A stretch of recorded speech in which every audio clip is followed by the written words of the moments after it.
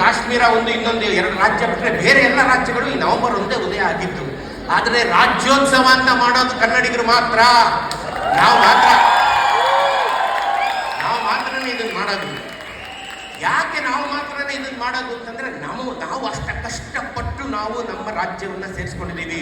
ಬೀದರಿಂದ ಚಾಮರಾಜನಗರವರೆಗೆ ನಾವೆಲ್ಲ ಒಂದಾಗಬೇಕಾದ್ರೆ ನಾವು ಲಕ್ಷಾಂತರ ಪ್ರಾಣಗಳನ್ನು ತೆತ್ತಿದ್ದೇವೆ, ನೂರಾರು ಸಾವಿರಾರು ಜನ ಹುತಾತ್ಮರಾಗಿದ್ದೇವೆ. ಹಾಗಾಗಿ ನಮಗಿದು ಬೇಕು. ಇದು ಪ್ರತಿ ವರ್ಷ ನಮಗಿದು ಇನ್ನೂ ಹೆಚ್ಚು ಹೆಚ್ಚು ವಿಜೃಂಭಣೆಯಿಂದ ನಾವು ಮಾಡ್ಕೋಬೇಕಾಗುತ್ತೆ. 56 ಮುಂಚೆ 47ರಲ್ಲಿ ಸ್ವತಂತ್ರ ಬಂದು, ಅದಕ್ಕೂ ಹಿಂದೆ ನಾವು ಕನ್ನಡಿಗರು 1799ರ 4ನೇ ಆಂಗ್ಲೋ ಮೈಸೂರು ಯುದ್ಧದಲ್ಲಿ ಟಿಪ್ಪು ಸುಲ್ತಾನರ ಮರಣದೊಂದಿಗೆ ಬ್ರಿಟಿಷರು ಈ ಮೈಸೂರು ಯುದ್ಧವನ್ನು ಗೆಲ್ಲುವುದರೊಂದಿಗೆ ಕರ್ನಾಟಕವನ್ನು 5 ಭಾಗಗಳಾಗಿ ಹರಿದು ಹಂಚಿಬಿಟ್ಟರು. ಯಾಕೆಂದ್ರೆ ಅವ್ರು ಗೆದ್ಕೊಂಡಿದ್ದೆ, ಮೈಸೂರು ಯುದ್ಧ ಗೆದ್ಕೊಂಡಿದ್ದೆ, ಅವ್ರಿಗೆ ಅಪಾರವಾದಂಥ ಆಸ್ತಿ ಸಿಕ್ಕಂಗಾಗಿತ್ತು. ಸೊ ಅವ್ರಿಗೆ ಸಹಾಯ ಮಾಡಿದಂಥ ಎಲ್ಲರಿಗೂ ಅದನ್ನು ಕೊಟ್ಬಿಟ್ರು.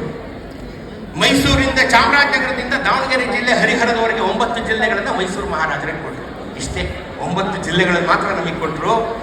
ಬೀದರು, ಗುಲ್ಬರ್ಗ, ಬಿಜಾಪುರ, ರಾಯಚೂರು, ಕೊಪ್ಪಳವನ್ನು ಹೈದರಾಬಾದ್ ನಿಜಾಮನಿಗೆ ಉಡುಗೊರೆ ಹಾಕಿ ಕೊಟ್ಟರು, ಅವನಿಗೆ ಕೊಟ್ಟರು. ಹುಬ್ಳಿ, ಧಾರವಾಡ, ಬೈಲಹೊಂಗ, ಕಿತ್ತೂರು, ಬೆಳಗಾವಿಯನ್ನ ಮರಾಠ, ಪುಣೆ ಸರ್ದಾರರಿಗೆ ಕೊಟ್ಟರು, ಅವ್ರಿಗೆ ಕೊಟ್ಬಿಟ್ರು.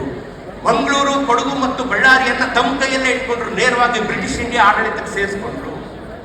ಹೀಗೆ 4 ಭಾಗಗಳಾಗಿ ಹರಿದು ಹಂಚಿ ಹೋಯಿತು.